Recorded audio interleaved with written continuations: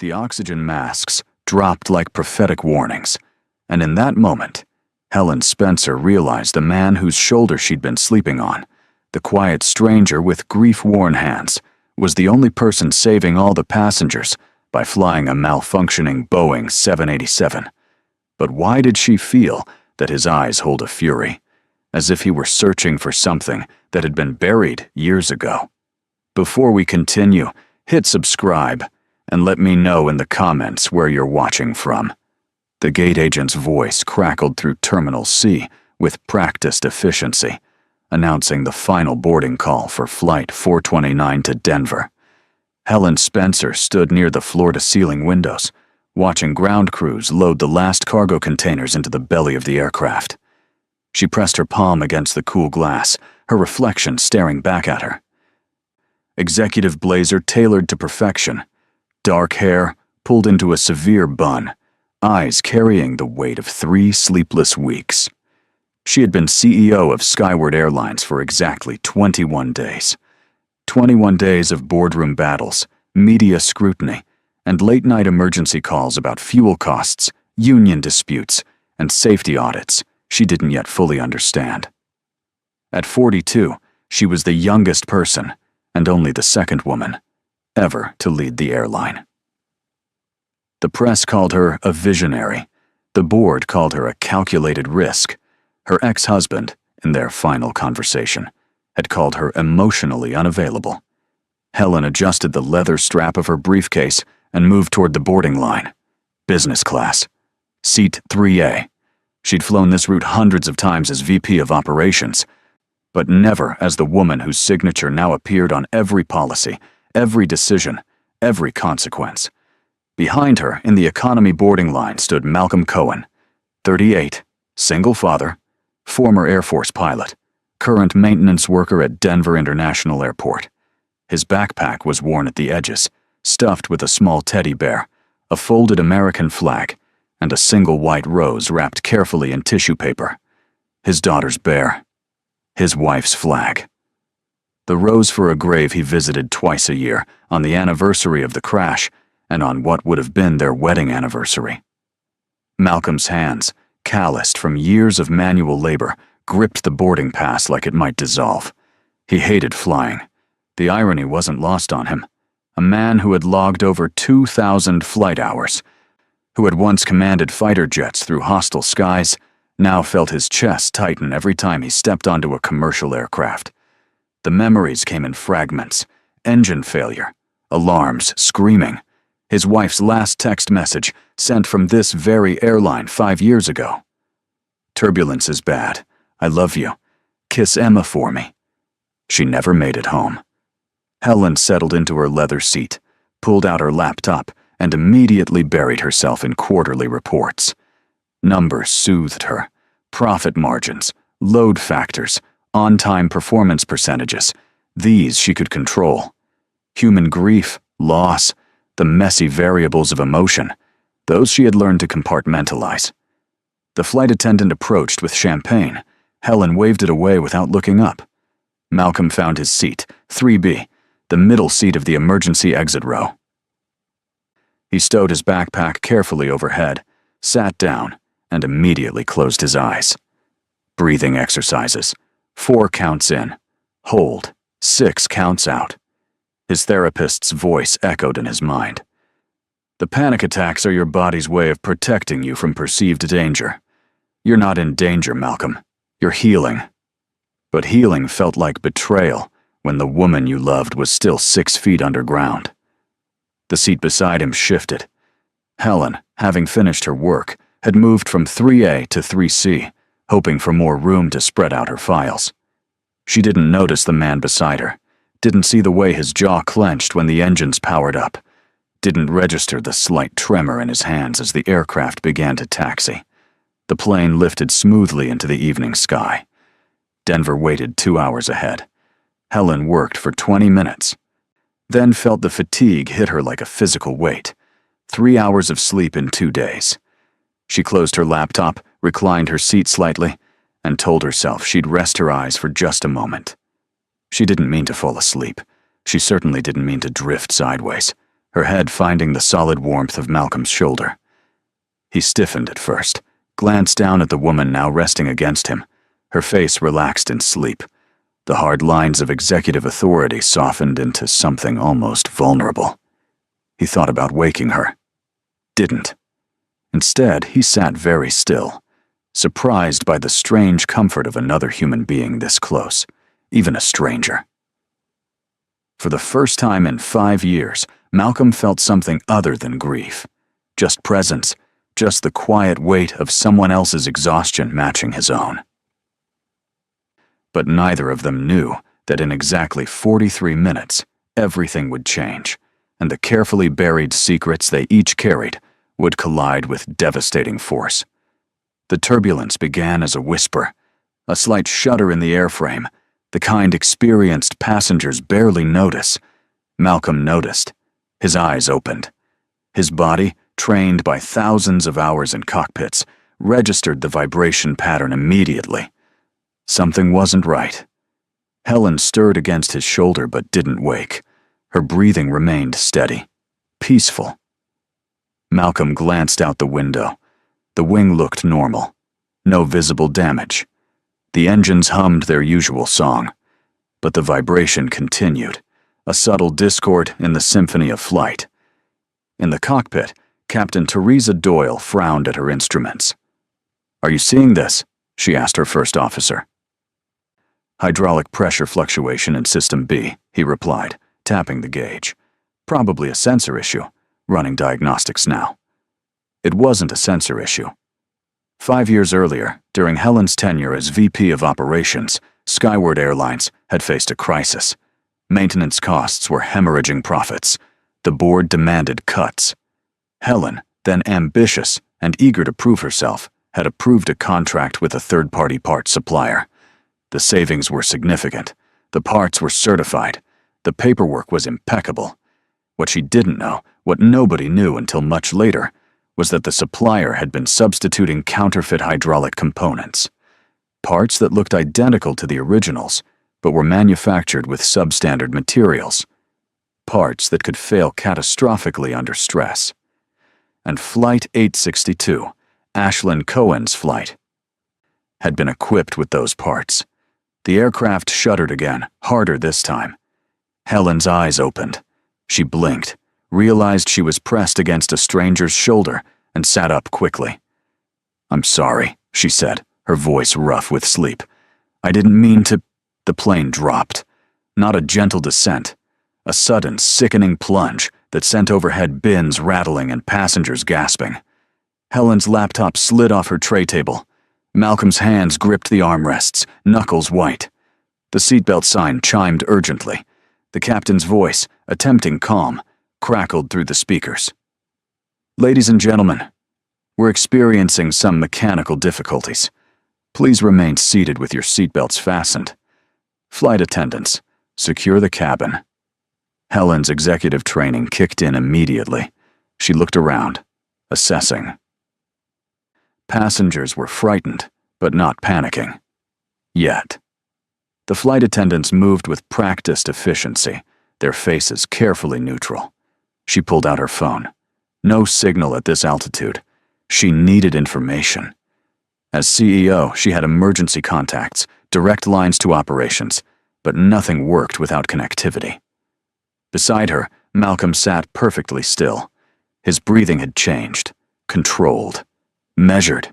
His eyes were tracking details, the angle of the wings, the sound of the engines, the rhythm of the turbulence. This wasn't his first emergency. "You're not afraid," Helen said, more observation than question. Malcolm turned to her. His eyes, she noticed for the first time, were a deep gray, storm-colored and distant. "Fear doesn't help," he said simply. Another violent shudder. This time, the oxygen masks dropped from the overhead compartments, yellow plastic swinging like condemned prisoners. Passengers screamed. A child began crying. The cabin pressure had dropped. Helen's hands moved automatically, securing her mask. She glanced at Malcolm. He had his mask on, but his attention was fixed on the cockpit door. He was listening, not to the screams, to something else. The pitch of the engines, the angle of descent, the hydraulic whine that only someone trained would recognize. In the cockpit, Captain Doyle was no longer calm. Complete hydraulic failure.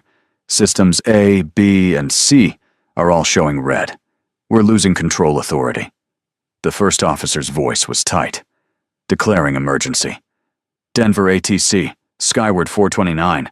We have multiple system failures. Requesting immediate vectors for emergency landing. 429, Denver Center.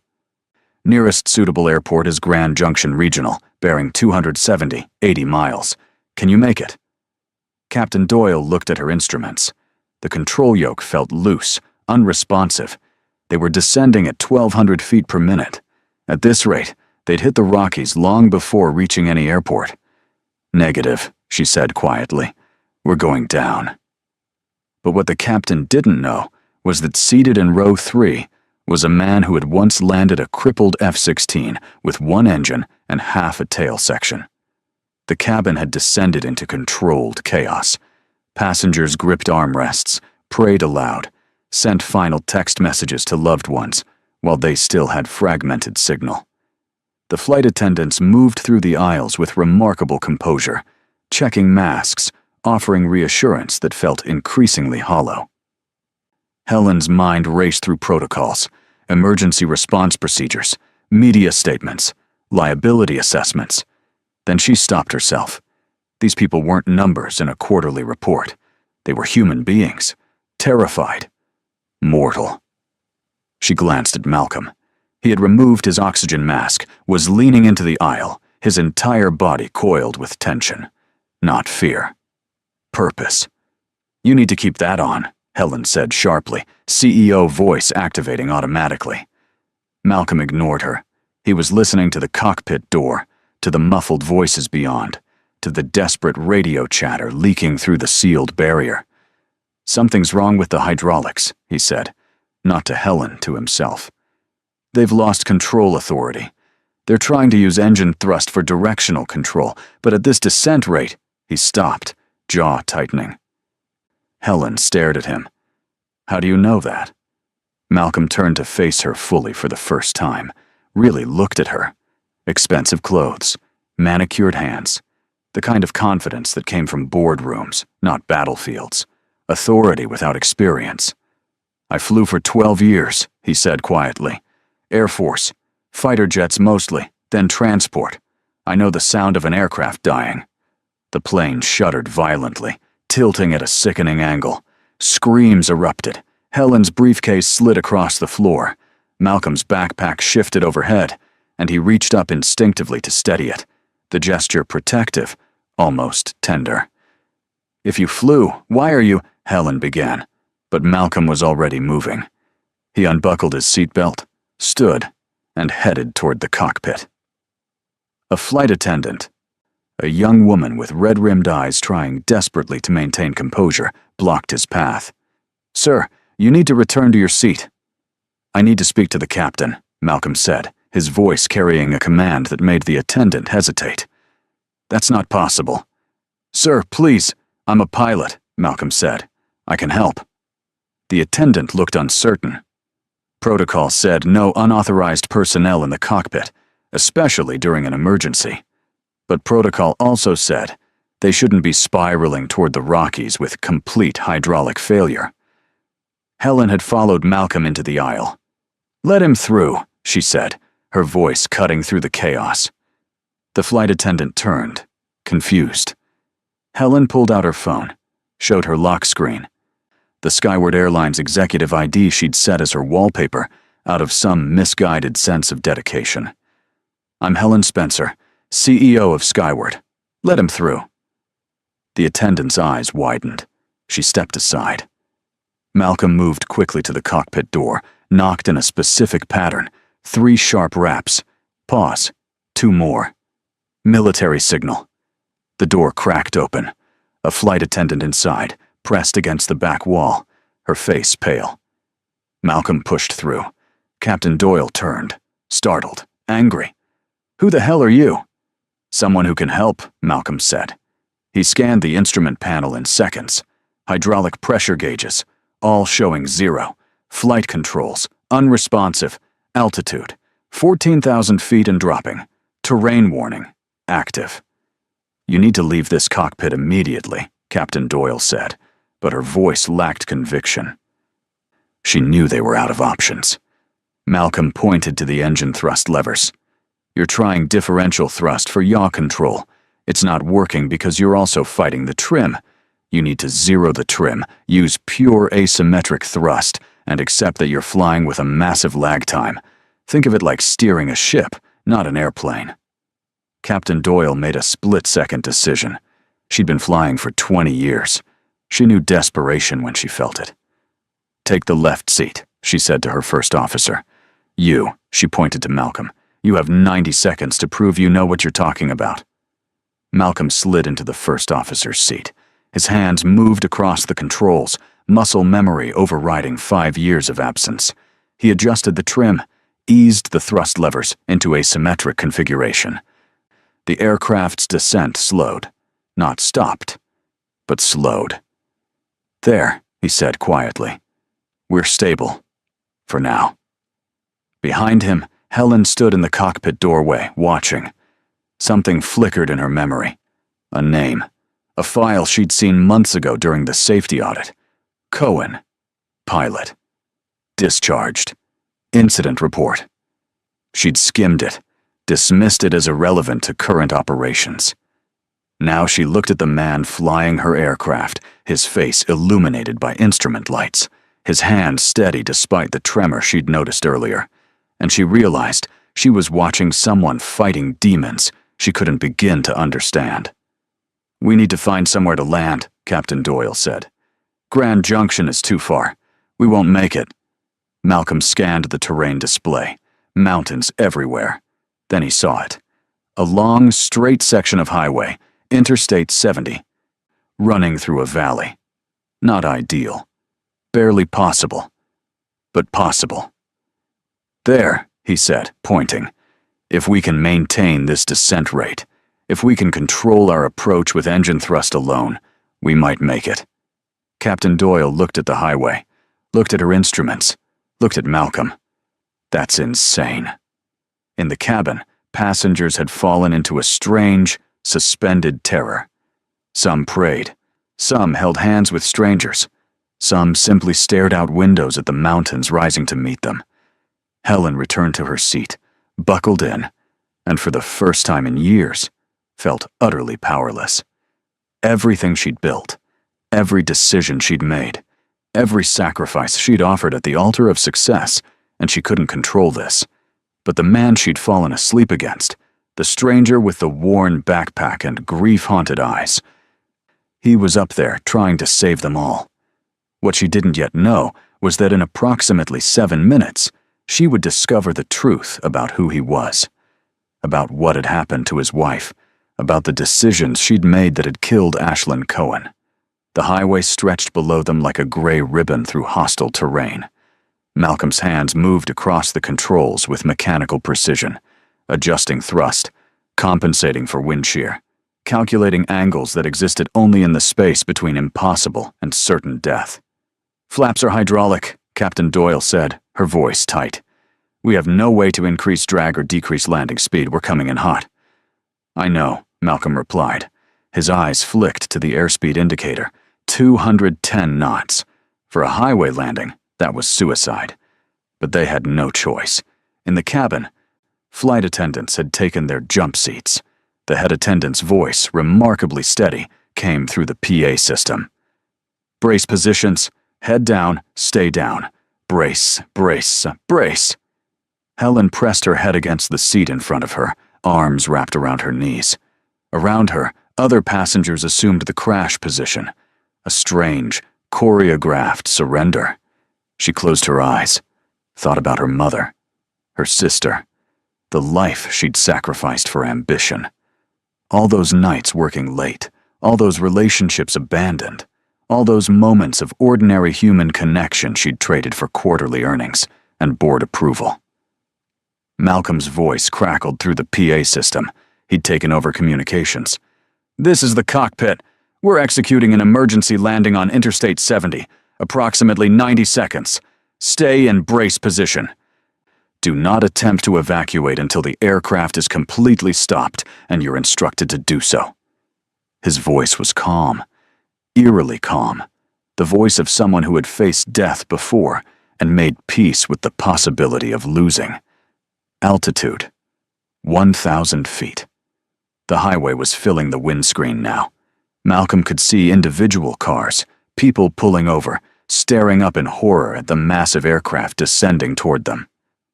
"Landing gear is hydraulic," the first officer said. "We have no gear." "Belly landing," Malcolm said. "We'll use the fuselage as a sled. The friction will slow us down." "Probably." "Probably," Captain Doyle repeated. Malcolm didn't answer. He was entirely focused now, every neuron firing, every sense heightened. This was the edge. The place where precision met chaos, where training met instinct. The place he'd lived during his military career and had been running from ever since. 500 feet. A car on the highway swerved wildly as the aircraft's shadow swept over it. Malcolm adjusted thrust. The nose was too high. He eased it down, feeling the aircraft respond sluggishly. "We're not going to make it," the first officer whispered. "Yes," Malcolm said quietly. "We are." 200 feet. 100. The asphalt rushed up like a dark ocean. Malcolm cut the engines at the last possible moment. The aircraft dropped. The belly struck the highway with a sound like the world tearing in half. Metal screamed. Sparks erupted in a cascading wave. The fuselage shuddered, slid, scraped across asphalt in a grotesque imitation of landing. Inside, passengers were thrown against their restraints. Overhead, bins burst open. The smell of jet fuel and burning rubber filled the cabin. The aircraft slid for what felt like hours, but was only 43 seconds. Slowing. Slowing. And then, stillness. Absolute, shocking stillness. Malcolm sat frozen in the pilot's seat, hands still gripping controls that no longer controlled anything. Captain Doyle beside him was crying quietly. Whether from relief or shock, he couldn't tell. "Evacuate," Malcolm said, his voice hoarse. "Now. Fuel leak risk." The cabin erupted into controlled chaos. Exit doors opened. Slides deployed. Passengers scrambled out, some injured, most in shock, all alive. Helen pulled herself from her seat. Her hands were shaking. She moved toward an exit, then stopped, turned back. The cockpit door was open. She could see Malcolm still sitting there, staring at his hands like they belonged to someone else. She moved toward him. Around her, passengers were evacuating, but she couldn't leave. Not yet. "You saved us," she said from the doorway. Malcolm turned slowly. His face was gray. "Did I?" he asked quietly. Then, looking directly at her for the first time since the landing, "Tell me something. Helen Spencer. CEO. That's you, isn't it? I saw your ID earlier." Helen nodded, uncertain. Malcolm's voice was very quiet. 5 years ago, Flight 860, Skyward Airlines, Denver to Seattle. Do you remember it?" Helen's blood went cold. "The crash," she whispered. "We lost 47 people." 48, Malcolm corrected, his voice breaking. "You lost 48 people, including my wife, Ashlyn Cohen." The cockpit seemed to tilt, though the aircraft was still. Helen gripped the doorframe. "I was VP of Operations then," she said, her voice barely audible. "I remember. The investigation said it was turbulence, pilot error. We paid the families. We improved our protocols." Malcolm stood slowly. "Did you read the full investigation? Or just the sanitized version your lawyers fed you?" He reached into his jacket pocket, pulled out a folded document, worn from years of handling. "This is the NTSB's supplemental report, the one released 14 months after the crash, the one that found counterfeit hydraulic parts in 12 Skyward aircraft, the same parts that failed on Flight 862. Helen took the document with trembling hands, scanned the pages. The words swam in her vision: counterfeit components, third-party supplier, approved by Operations Division, Signature required. Her signature. From 5 years ago when she'd been trying to cut costs, to prove herself, to climb the ladder. "I didn't know," she whispered. "I didn't know they were counterfeit. The supplier was certified. The paperwork was perfect," Malcolm finished bitterly. "I'm sure it was perfect. Just like the paperwork that said my wife's death was an accident. Just like the NDA your lawyers made me sign to get enough money to raise my daughter alone. Just like the discharge papers that said I was unfit to fly because I developed PTSD from the trauma of losing Ashlyn." He stepped closer. "Do you know what PTSD feels like? It feels like drowning, while everyone around you breathes normally. It feels like your heart is a bomb that could explode at any moment. It feels like the person you loved most in the world died because someone prioritized profit over safety, and there's nothing you can do about it." Helen's legs wouldn't hold her. She sat heavily in the jump seat. "I'm sorry," she said, knowing how inadequate the words were. "I am so deeply sorry. If I had known—" "But you didn't want to know," Malcolm said, his voice raw. "That's the problem. You cut the corners. You approved the contracts. You signed the paperwork. And when people died, you let your lawyers clean it up while you moved up the corporate ladder." He turned back to the windscreen, looking out at the passengers evacuating onto the highway, emergency vehicles arriving, the chaos of survival. "I couldn't fly after Ashlyn died," he said quietly. "Every time I got in a cockpit for mandatory recertification, I had panic attacks." Saw her face, heard her last voicemail. "The Air Force discharged me. Medical reasons. I became a maintenance worker at the airport, fixing the very planes I used to fly. I did it because I thought maybe I could keep them safe, keep others from losing what I lost." He laughed, the sound broken. "And today, the universe made me save a plane full of people flying on the airline that killed my wife. Made me save the woman who signed the order that put those parts on her aircraft." Helen stood slowly. Tears were streaming down her face, silent, unstoppable. "Malcolm," she said, "Captain Cohen, I don't have words for what you've done, what you've survived, what you just accomplished, but I need you to know something." She took a breath, steadying herself. "When I became CEO 3 weeks ago, I ordered a complete audit of all our suppliers. Every contractor, every parts manufacturer, every maintenance facility. I found irregularities. I didn't know what they meant yet, but I was investigating. That supplier, the one that killed your wife, they were already on my termination list. I was building a case to expose them, to make sure no other airline ever used them again." She pulled out her own phone, showed him files, emails, legal briefings. "I can't bring Ashlyn back. I can't undo my mistakes. But I was trying to make sure they never happened again." Malcolm looked at the documents, at her face, at the wreckage of the aircraft behind them. "Trying," he said softly, "is what we do when we can't fix what's already broken." They stood in the cockpit, two people connected by tragedy, separated by blame, united by the impossible act of survival. Outside, emergency personnel were helping passengers. Television crews were arriving. The story was already going viral. Miracle landing. Hero pilot. But inside the broken cockpit, no one felt like a hero. Only survivors.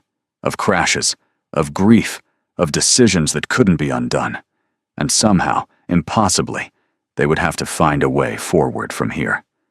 The highway had become a makeshift triage center. Paramedics moved through the crowd. Most passengers had minor injuries, bruises, cuts, shock. 17 were hospitalized. 0 fatalities. The news was already calling it a miracle.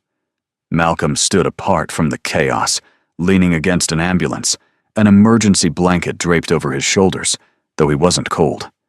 A paramedic had checked him over, found him physically unharmed, and moved on to others who needed more immediate care. He watched the passengers, saw families reuniting, saw strangers embracing, saw the relief and gratitude pouring out of people who had believed they were going to die. He felt numb, not happy, not proud, just empty. Helen found him there an hour later. She'd been dealing with emergency response coordinators, media liaisons, federal investigators. Her blazer was torn. Her hair had escaped its bun. She looked more human than she had in years. "The NTSB wants to speak with you," she said, "and the FAA, and about 7 news networks." She paused. "Everyone wants to call you a hero." Malcolm didn't look at her. "I'm not a hero. I'm just a man who remembered how to fly." Helen sat down on the asphalt beside him. Not CEO now, just a person. "My lawyers are already preparing statements," she said quietly, "trying to control the narrative. But I'm not letting them. I'm going public with everything. The counterfeit parts, the investigation I'd begun, the failures and oversight that happened under my watch, even before I was CEO." Malcolm turned to her, surprised. "It's going to destroy the company's stock price," Helen continued. "The board will probably fire me. There will be lawsuits, criminal investigations. My career is over." She looked at him directly. "But your wife deserves the truth. All those families deserve the truth. And I'd rather lose everything than keep living with this hidden." Malcolm studied her face, saw genuine remorse, genuine courage. It didn't erase what had happened, but it was something. "Ashlyn used to say," he began slowly, "that the bravest thing a person can do is admit when they're wrong and try to do better." He paused. "She would have liked that you're telling the truth, even if it costs you everything." They sat in silence for a moment, watching the sun beginning to set over the mountains, painting the crash site in shades of gold and orange. "What happens now?" Helen asked. "To you, I mean." Malcolm looked at his hands, the same hands that had just landed an aircraft he'd sworn he'd never fly again. The same hands that had held his daughter when she cried for her mother. The same hands that had spent 5 years trying to fix broken things because he couldn't fix himself. "I don't know," he admitted. "The FAA will want me to recertify. Probably therapy, evaluations. It's not simple." "Would you want to?" Helen asked. "Fly again?" Malcolm thought about it, about the feeling of being in that cockpit, the terror, but also the rightness, the purpose. The knowledge that every skill he'd ever learned, every hour he'd trained, had converged in that moment to save lives. "Maybe," he said quietly, "but not for your airline." Helen nodded once, then disappeared into the crowd of officials. Malcolm pulled out his phone. It had survived the crash intact. He opened his photos, found the one of Ashlyn, taken 3 days before she died.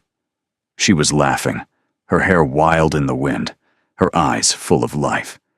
He'd looked at this photo 10,000 times, but this time he let himself really see it.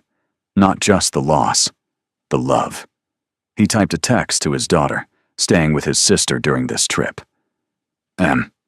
Something happened. I'm okay. Better than okay. I'll tell you everything when I get home. I love you. Dad." Then he looked at the aircraft, broken but intact, scattered across the highway like a monument to impossible things. He thought about Ashlyn, about Helen, about the passengers who would go home tonight to families who might never fully understand how close they'd come to losing everything. He thought about second chances, about how sometimes the worst moments of our lives prepare us for the most important ones, about how courage isn't the absence of fear, but the willingness to act despite it. And for the first time in 5 years, Malcolm Cohen allowed himself to believe that maybe, just maybe, he could find a way to honor Ashlyn's memory, not by drowning in grief, but by living fully in the life she'd wanted for him. 6 months later, Malcolm would recertify as a commercial pilot, not with Skyward Airlines, which would undergo a complete restructuring after Helen's testimony exposed decades of safety violations, but with a smaller carrier that prioritized safety over profit. Helen would resign as CEO, but would spend the next 10 years as a safety consultant, helping airlines around the world implement the reforms she wished she'd championed earlier. She would never fly first class again, choosing instead to sit in the middle seat, row 3, as a reminder. And sometimes, on certain routes, she would find herself seated next to a pilot deadheading home, a man with storm-gray eyes and a daughter's drawing folded in his pocket. They would nod to each other, not quite friends, but connected by something deeper. Survivors of different kinds of crashes, both still learning how to fly.